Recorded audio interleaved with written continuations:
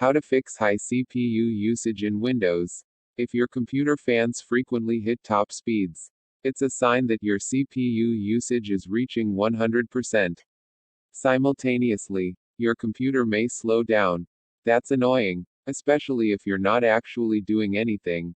The CPU, Central Processing Unit, also known as the processor, is your computer's brain. Like your own noggin, it can become overwhelmed if bombarded with too many processes, or if a single task consumes undue attention. Just as you may find work difficult when overwhelmed, your processor can slow to a crawl if too much is asked of it at once. Normally, you can avoid this situation by staying away from demanding apps. However, CPU usage can sometimes go out of control because of a bug in a process, such as the infamous WmiPrvSE.exe. Fortunately, in most cases, you can easily fix the underlying issue and lower high CPU usage. The WMI Provider Host Process, also known as Windows Management Instrumentation or WmiPrvSE.exe, is part of Windows and assists organizations in monitoring and troubleshooting a large number of systems on a network. It's not uncommon for the process to go out of control. However, you can tell if this is your problem by opening the Task Manager, press Ctrl plus Shift plus ESC, and looking for the WmiPrvSE.exe process. If its CPU usage is higher than a few percent, and you're not running any program that would impact it, it's not functioning properly. Microsoft recently pulled its official fix. The only option you're left with now is manually restarting the service. Do a Windows search for Services, and in the window that opens, look for Windows Management Instrumentation. Right-click it, then select Restart. You can also stop the service entirely, if you desire, or simply restart your computer. If the issue with WmiPrvSE.exe keeps returning, use the Windows Event Viewer to identify its cause. It could be another system process that keeps the WMI provider host busy, thereby causing high CPU usage. Inside the Event Viewer app, go to Applications and Service Logs greater than Microsoft greater than Windows greater than WMI Activity greater than Operational. For each error, identify the client processed. Note that every time you restart a process, its ID will change. Hence there's no point in checking older errors. If you suspect that one of these processes is causing the high CPU usage, you can use its ID to find it in the Task Manager and identify the faulty process. Open the Task Manager, press Ctrl plus Shift plus ESC. Switch to the Services tab, and sort all running services by PID, i.e., their process ID. If the guilty process is still running, you will be able to identify it and investigate further. Right-click the process and select Open File Location to review the software it belongs to. Updating or uninstalling the respective program may fix the WMI provider host's high CPU usage. Finally, there's a possibility that the service could be a worm or virus. You should see only one version of the process at any given time, and the process should stop if you halt it through the services window. If you see two versions of it, or the process will not stop, run a virus scan. We would like to think that the internet is a safe place to spend our time, but we all know there are risks around every corner. Email, social media, malicious websites that have worked.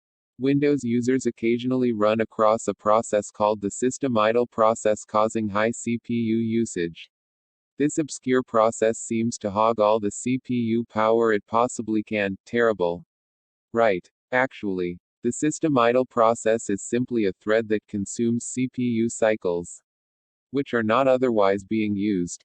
The process is used because of some very arcane peculiarities in coding, which make it sometimes preferable, and even more efficient, for a processor to run something instead of nothing at all. This is not just a Windows thing, but Windows displays the process in the Task Manager, so users see it and assume something is wrong. This is not to say you can't experience performance issues when the system idle process is showing a high CPU usage load, but the issue lies elsewhere. In fact, you should expect to see the system idle process report that it consumes 95% or more of your CPU when Windows is at idle. If it's not, Something else is consuming processor cycles without your knowledge. If you check the Task Manager, you might have noticed that the svchost.exe netcv's process is causing high memory or CPU usage. Do you have 4 or more GB of RAM and does your computer still feel sluggish? You may suffer from a memory leak or shortage. We show you how to troubleshoot all your Windows 10. While this process is sometimes associated with malware, it's primarily a legitimate and system-critical Windows process. If you're unsure, use this lookup tool to see which service the process is referring to. To exclude this cause, head to Control Panel greater than Network and Sharing Center and click Change Advanced Sharing Settings. Here, select Turn off Network Discovery. svchost.exe netcv's also shows high CPU usage when Windows is downloading updates. You'll commonly see it using 25% or more CPU capacity after you just installed Windows. In that case, just let Windows Update finish its thing. Since Windows 10, you can't delay or pause Windows Update easily.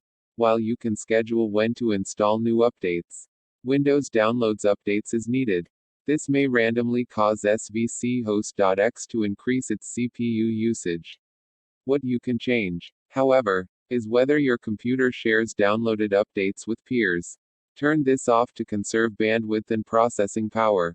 Head to Settings greater than Update and Security greater than Windows Update. Click Advanced Options, then click Delivery Optimization, and click Advanced Options once more. Here you can limit the bandwidth used to download updates in the background or for uploading updates to other PCs on the internet. You should set the latter to a minimum of 5% and also set the monthly upload limit very low. The only other workaround to tame high CPU usage related to downloading updates is to temporarily disable Windows Update. Windows Update keeps your system patched and safe. In Windows 10 you're at the mercy of Microsoft's schedule unless you know hidden settings and tweaks. So, keep Windows Update under control. A background process is a program that's running on your PC. Even though it's not open in a window, a typical computer will have many background processes running at once, as Windows itself requires some to run. But as you install programs, over the years you may collect more and more, and eventually overwhelm your PC. You can check on this by opening Task Manager via a Windows search for the same or by running taskmanager.exe. The Processes tab will appear by default, displaying not only overall CPU usage, but also the usage of each app. You should do this while no other programs are open to prevent confusion. Note the processes which appear to be using at least 10% of your processor's capability on a regular basis. In Windows 7, exit Task Manager and open msconfig.exe via Windows Search or the Run dialog, Windows + R. In the System Configuration window, head to the Startup tab. The Windows 10 Startup folder lets you manage which programs run at startup.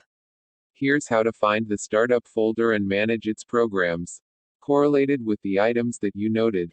Uncheck them, click OK, and then restart your PC. This will stop those programs from launching at boot. Do you notice that your computer becomes slow at seemingly random times? And those times often correlate with high disk activity. Your problem could be your antivirus. An antivirus program, when actively searching your disk for a threat, can consume a surprising amount of processor load. This usually isn't enough to slow a modern desktop or high-end laptop. But older or slower systems may noticeably slow under the strain. Fixing this is easy. Virtually all antivirus apps come with a scheduling function that lets you adjust when it automatically scans. Change the schedule to a time when you're not using the laptop, and you'll no longer be bothered. On the other hand, malware can cause high CPU usage. A system that's infected may run processes in the background and it may attempt to spread itself by sending malware to others via your email, your network, or other sources. All of this requires processing power, which can translate to poor performance. Confirming an infection manually is not easy, and for the layman is more guesswork than anything else. If you don't have an antivirus, download a free malware application. Concerned about malware, ransomware, and viruses? Here are the best security and antivirus apps you need to stay protected and run it. In fact, you may want to try several anti-malware tools. Because malware that's already installed has the advantage, it may be able to hide from any single antivirus app. Once you've found the problem, you can remove it with the antivirus app you used to scan. If that fails, read our malware removal guide. Malware is everywhere these days, and eradicating malware from your system is a lengthy process, requiring guidance. If you think your computer is infected, this is the guide you need. High CPU usage can be hard to track down. While the problems listed here are among the most common causes, you may find that CPU usage is still an issue even after you try everything suggested above. If this problem still plagues you, find a Windows support forum, where you can ask users for advice about how to deal with your particular situation. Your computer suffers from high CPU usage, and the process that hogs most resources is system interrupts. We will help you get to the bottom of this. Text source: makeuseof.com.